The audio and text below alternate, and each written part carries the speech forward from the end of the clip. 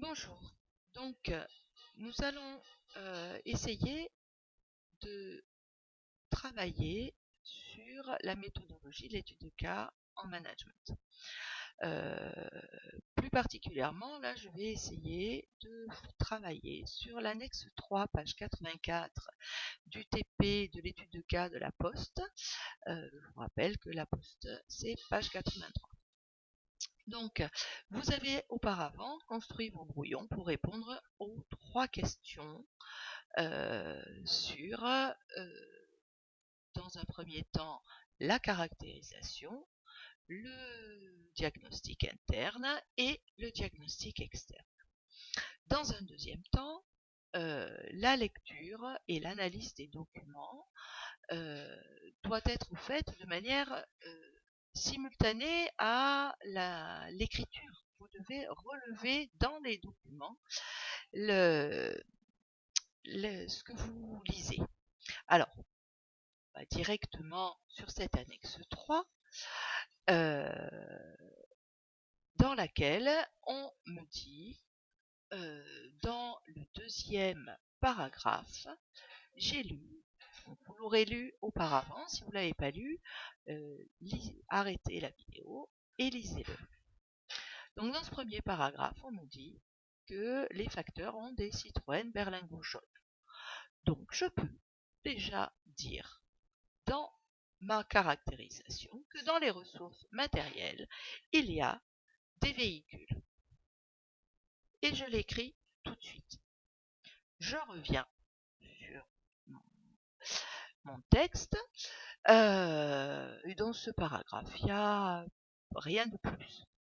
Par contre, dans le deuxième paragraphe, on a plusieurs choses. Notamment, on me parle de la prestation Veiller sur mes parents, qui est, nous dit-on, facturée à 59,90 € par mois. Qu'est-ce que me dit cette phrase? Ça veut dire que la Poste vend un service. Donc, on a des réponses concernant l'activité, le type de production et l'activité de cette organisation. C'est-à-dire qu'elle propose des prestations de services marchands, notamment veiller ses parents. On peut même imaginer que les ressources financières proviennent de la vente des services marchands. D'accord? Donc ça constituera le chiffre d'affaires. Si j'ai rien d'autre par la suite, ça peut déjà me donner quelque chose pour ma caractérisation. Un peu plus loin, on me dit que lors de ce service, le facteur va utiliser son smartphone. Or, le smartphone, il n'est pas facteur, c'est pas le sien, mais c'est celui de la Poste et c'est une ressource matérielle qui est fournie aux différents facteurs par l'organisation. Troisième paragraphe, quatrième même, l'idée ne sera plus insolite, nanana. Et là, ce qui m'intéresse, c'est que on a plusieurs, plusieurs choses qui se succèdent, et notamment ce qui m'intéresse, c'est ça, c'est depuis 10 ans. Ah, c'était pas la bonne forme. Depuis 10 ans. Donc en 10 ans, on a ensuite depuis 2002. Donc dans ce paragraphe, en fait, on me donne des informations sur l'historique de la Poste. Et enfin, en 2010. Donc tout ça, c'est à repérer dans le document, parce que nous, ce que l'on veut, c'est caractériser l'organisation aujourd'hui. Pour autant, on me dit quelque chose, la Poste a changé radicalement, confrontée à la chute accélérée de son métier historique, qui est le courrier. Donc, qu'est-ce qui s'est passé? Dans l'environnement de la Poste, il y a quelque chose qui s'est produit. Les gens n'utilisent plus le courrier. Donc on a une évolution de l'environnement. Ça va donc être à mettre dans le diagnostic externe. Je le note tout de suite. Qu'est-ce qui se passe au niveau sociologique? Les gens n'utilisent plus le courrier, chute de l'utilisation du courrier. Pour une organisation comme la Poste, il s'agit d'une menace.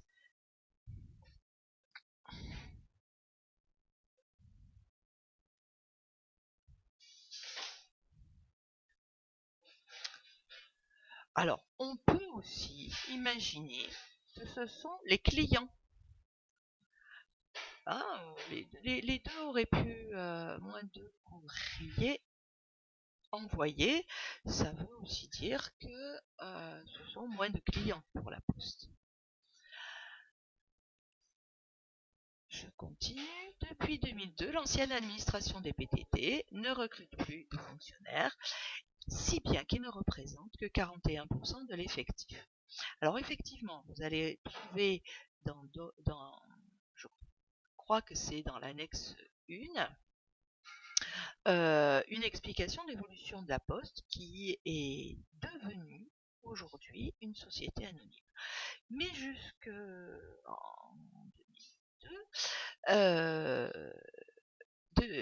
jusqu'en 2002, c'était un ministère, donc on avait des fonctionnaires parmi les salariés. Ce qui m'intéresse particulièrement, c'est que là, on me parle de l'effectif et surtout, on me donne le nombre de ressources humaines, 253 000 salariés, et je vais tout de suite le mettre dans ma caractérisation. Ressources humaines, 253 000 salariés, dont 41% de fonctionnaires.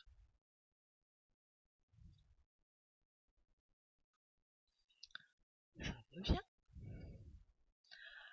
En 2010, elle est devenue une société anonyme, toujours à 100% public. Voilà, là, nous avons le statut juridique de cette entreprise, de cette organisation. Ma langue a fourché. Donc, je reprends mon tableau de caractérisation et je mets société anonyme dont avec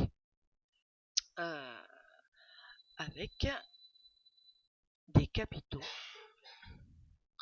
à 100% publics. On a donc ici la possibilité de revenir et d'avoir un petit peu plus. Je peux donc dire que si c'est une société anonyme, c'est donc une entreprise, forcément. Mais comme cette entreprise appartient entièrement à l'État et à la Caisse des dépôts et des financements, ce qui est aussi du public, c'est une entreprise qui est publique. Mais attention, il s'agit bien d'une entreprise. Et ça, je le déduis. D'accord? Vous allez voir que plus loin, on nous le redit dans d'autres annexes. Elle s'est aussi mise à penser service client. Mais là, si on avait raté les prestations veillées mes parents, on parle aussi ici de service client.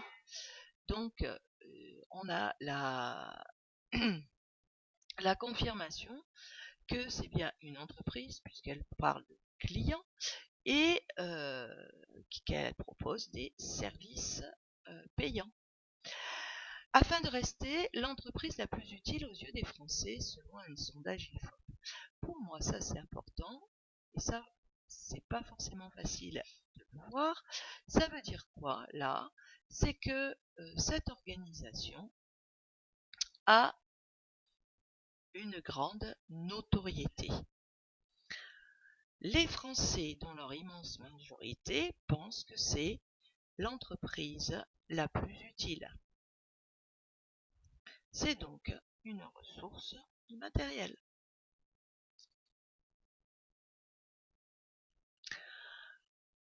Et ce, au prix d'une remise à jour à tous les étages qui n'a fait que s'intensifier, etc. Alors, quelque chose qui m'intéresse là, c'est, alors vous pouvez éventuellement rajouter le nom des personnes, des cadres du PDG qui sont indiqués ici, c'est pas forcément indispensable. Ce qui m'intéresse par contre ici, c'est que ils ont recruté hors du sérail. Alors ça veut dire qu'ils l'ont recruté en dehors des fonctionnaires. Ils ont recruté quelqu'un qui vient de chez PSA et un autre qui vient de chez Casino, soit qui ont donc une culture d'entreprise privée.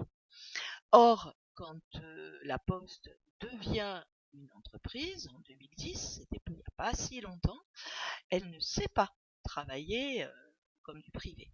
Donc le fait de recruter dans les cadres dans le monde des grosses entreprises privées est une force pour elle. Et là, je vais compléter mes ressources. Donc en RH, on a recruté recrutement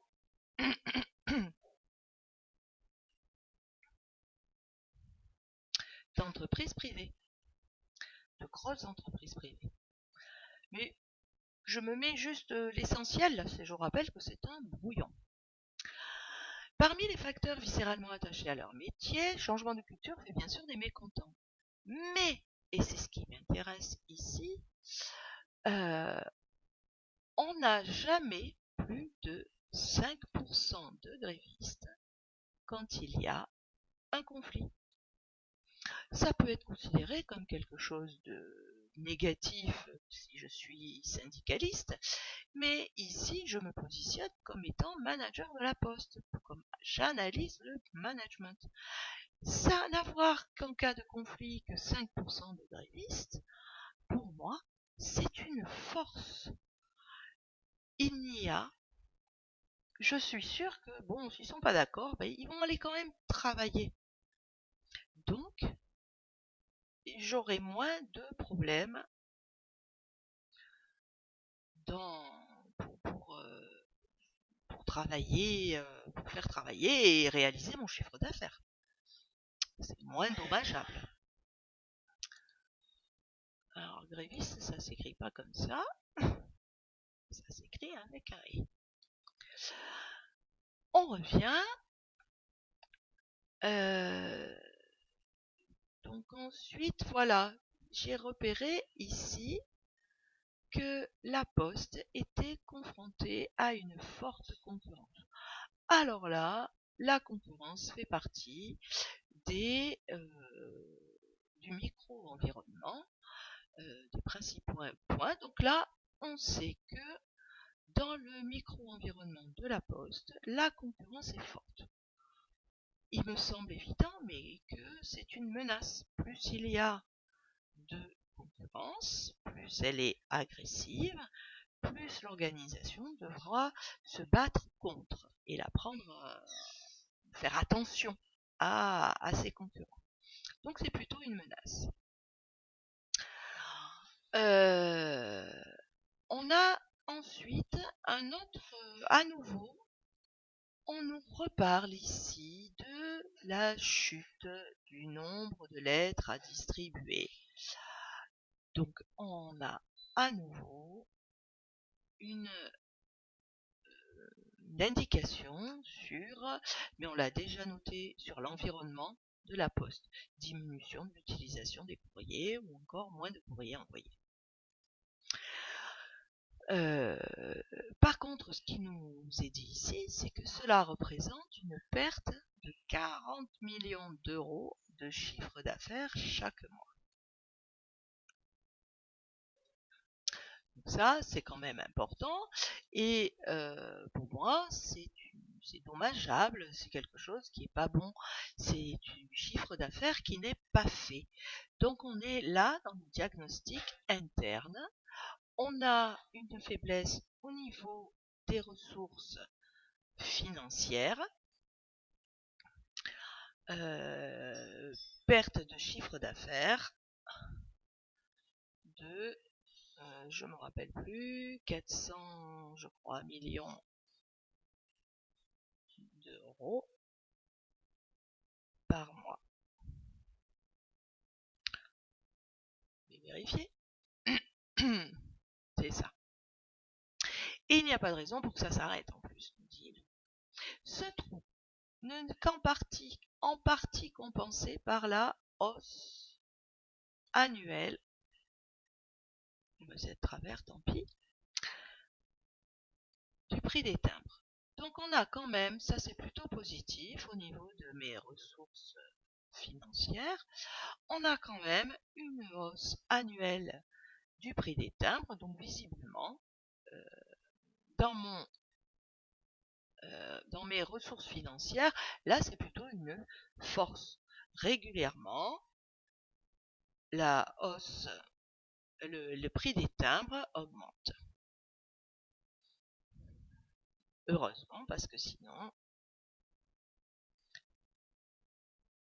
du prix des timbres, il n'y arriverait pas. Enfin, on me dit quand même que la Poste, cette dernière phrase est importante, affiche un bilan positif avec 24,1 milliards d'euros de chiffre d'affaires en 2017. Donc ça, pour moi, c'est la caractérisation.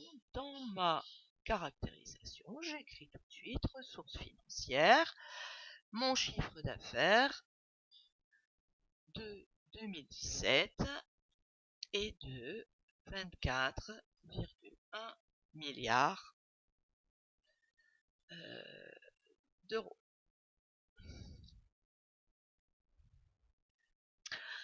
Et juste après, on me dit également que on me donne son résultat d'exploitation. Donc le résultat d'exploitation, c'est, on va dire, le premier bénéfice qui est lié au travail de l'entreprise. Donc c'est le bénéfice. Vous voyez, résultat, c'est bénéfice. Donc ça, c'est bien évidemment ma première ressource financière. Donc résultat d'exploitation de 1 milliard d'euros dans ma caractérisation. Enfin, dernière petite info que j'ai ici, que je n'ai pas lue, c'est que ce chiffre d'affaires augmente. Il est en hausse de 3,5% et que de la même manière, le résultat augmente de 3,8%. Le fait qu'il augmente, là par contre, c'est un plus pour l'entreprise, c'est quelque chose de positif. Donc là, on est sur le diagnostic interne. Donc on est dans les forces et ça, dans les ressources financières, on a une hausse du chiffre d'affaires de, je m'en rappelle déjà plus, et une hausse du résultat de, je vais revérifier, c'est plus pratique quand on l'a à côté, 3,5 et 3,8%.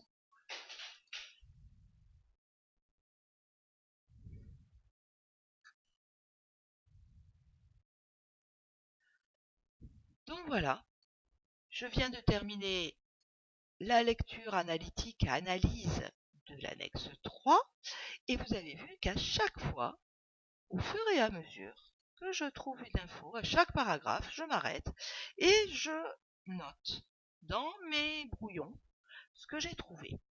Donc bien évidemment, mes brouillons à la fin de l'analyse d'une annexe, ils ne sont pas suffisants, ils ne sont pas complets.